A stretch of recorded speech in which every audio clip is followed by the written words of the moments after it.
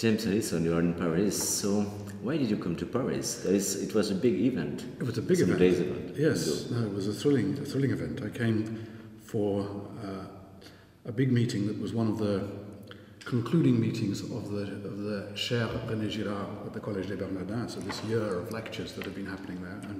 And one of the final lectures was the presentation of my book, The Joy of Being Wrong, in its French version, for a French public. And the bizarre thing is that although René is a Frenchman, this is the first book of Catholic theology that makes use of the fecundity of his thought to have been published in French. So it was quite an event.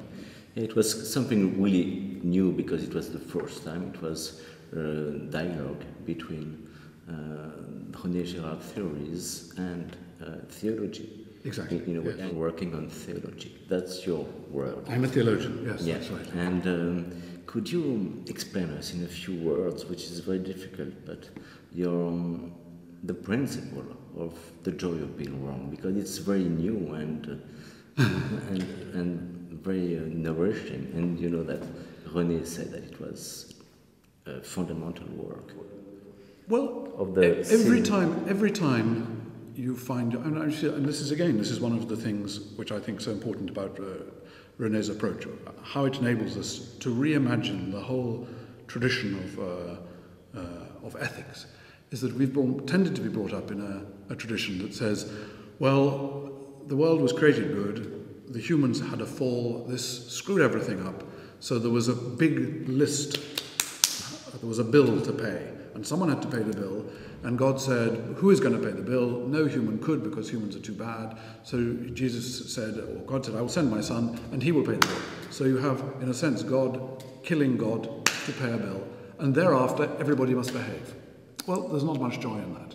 It's an awful picture of God, and it's a very moralistic picture of how we must live. Now, from René's point of view, and this is what I try to fill out from René's understanding of what I tried to fill out in the book, it becomes possible to see this in a way that's much closer to any of our process of learning. Supposing that we have been caught up in something that we didn't understand, we were convinced of it, and then suddenly someone puts us right, actually, and shows us that because we were in a rather small place, we were much less happy than we could be if we grasped onto something bigger. This is what learning is all about. So there's a moment of, oh my God, so that's what I was caught up in. And now I see I'm becoming something much bigger than I had expected. Now I'm becoming something much bigger than I would have expected, couldn't happen without the, oh my God, so that's what I've been caught up in. Now that's the joy of being wrong. It's the realization that you're being taken somewhere else, usually despite yourself, because we are invested in our too small world.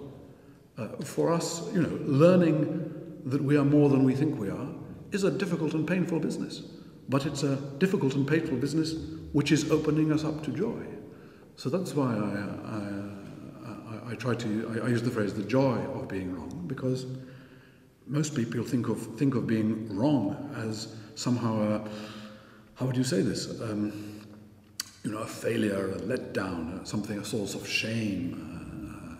So, if I'm wrong, I have to go and on a crawl and say, oh, I'm terribly sorry, I got everything wrong. Whereas no, just the reverse. It's only if you're able to discover something that you're wrong, it's only if you can run the risk of being wrong, that you can discover something much bigger that is right.